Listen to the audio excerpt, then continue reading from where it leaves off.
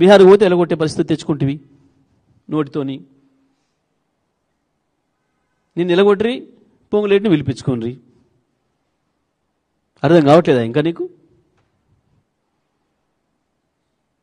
ఆ సామెత ఉండే, అదేంది, వచ్చిరాని భాష మాట్లాడి వాళ్ళంతా వాళ్ళ కొట్టుకుండోడు అని. వచ్చిరాని మాట్లాడితే ఇప్పుడు అవతల వాళ్ళు తిట్టబట్టి వచ్చిన భాషలో తెలిసిన భాషలోనే మాట్లాడుతామాయి. ఎందుకు అహంకారం? ఎందుకు?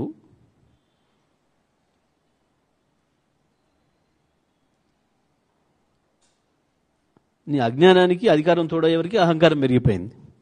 దాంట్లో నుంచి వస్తున్నాయి ఇవన్నీ.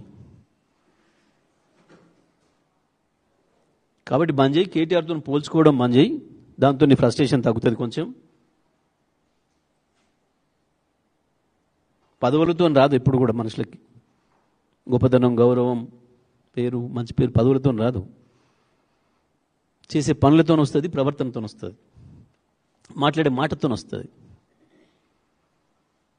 అవి నేర్చుకో కావాలంటే కేటీఆర్ నుంచి, కేసీఆర్ నుంచి. అందుకంటే మంచిగా ఉండడానికి ప్రయత్నం చేయి. ఇంకా దరిద్రంగా తను చేసింది చెప్పుకోవడానికి లేక కేటీఆర్ ఏదైతే ఛాలెంజ్ చేస్తుండో అభివృద్ధి మీద పదం మాట్లాడదామని, మా చంద్రబాబు నాయుడు చేసిండు, మా రాజశేఖర రెడ్డి చేసిండు,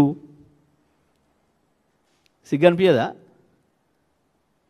నువ్వు పెత్తనం తీసుకొని నేను మునగానే వచ్చినాక నాయన చేసింది, తాత చేసింది చెప్పుకొని తిరుగుతావా?